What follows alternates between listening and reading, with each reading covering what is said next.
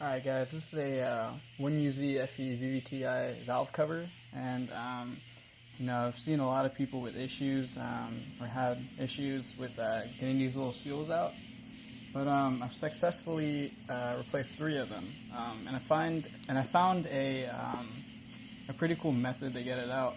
As you can see, I'm in the process of taking this one out. So basically what I did is I took one of these little guys.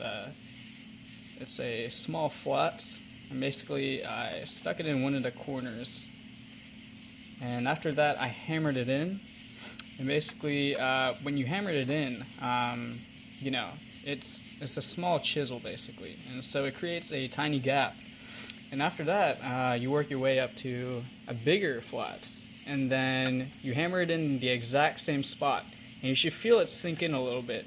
And then what you do is you hold the valve cover securely with your other hand, while you basically you pry it like that with some force, and that creates a little opening like that.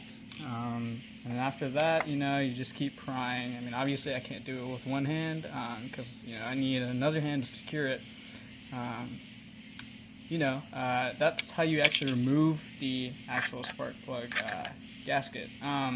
As far as taking these little tabs out, what I did was I took the big flats and I shoved it underneath, and I just kept prying like left, right, and kind of up, left, right, and it creates a tiny lift.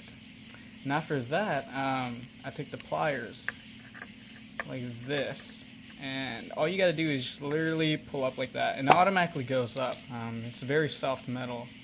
After that, the tab goes all the way up like that, and then you're free to do whatever with the spark plug gasket. I recommend ordering a few extra. For example, you need 8 for both sides, but I went ahead and ordered 11. I did screw up one of them, so now I'm at 2 extra instead of 3. But overall, it's not that hard. You just really have to, use your flats as chisels, and you have to dig it out. Next, I'm going to show you how to put it in. Alright guys, I'm back after putting the new seal. I'm going to explain it step by step. So basically, you take the new seal, you slide it in an angle, so one side seats in lower than the other. Basically after that, you'll see a raised side. Well, you're thinking, how am I going to get this in? So what I did was, make sure to cover your PCV valve, by the way, so it doesn't get damaged. But just get another towel and just place it on top, and then kind of tap it in here and there, just to get it worked in a little bit. After that, this is where the tricky part comes in, but it's not that bad. That's why I said it's best to get extra seals. So you basically take the chisel or mini screwdriver, and you put it in sideways like that. If you can see that, you can kind of see that it's sideways. Lightly tap it. Make sure that you don't damage the seal too much. A little scratch won't hurt, but if you get like a tear, I recommend just changing it out.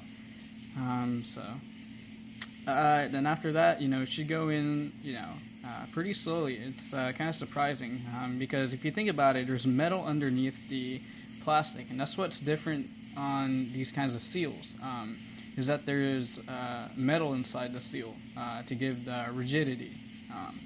So that's why if you pat it down lightly, it should go in and contain the structure that it has. If that doesn't work, what I did was I didn't even use a towel. I kind of tapped it a little bit with the edge and gasket, so that it was flush with the wall, and then I went with the chisel.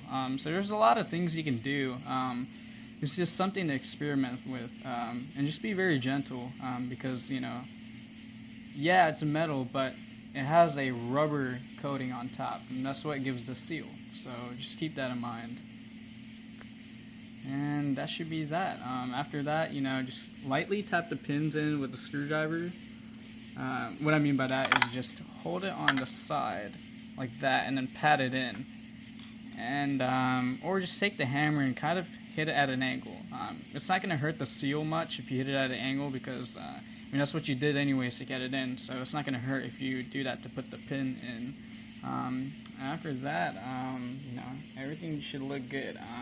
Just keep in mind, these only have one way to go in, and if you put it in the wrong way, then it's not going to seal on the spark plug tube properly. So, you know, just keep in mind you should probably put it in like this. And also the part number, if you do need it, is right here. So it's 11193700010, and I got mine off of Bell Lexus North Scottsdale Parts. Amazing price. So I highly recommend them to get all your parts. Yeah, guys, hope this helped. You know, it's a lot of frustrations, but you know, hopefully this will use your mind up a little bit. So.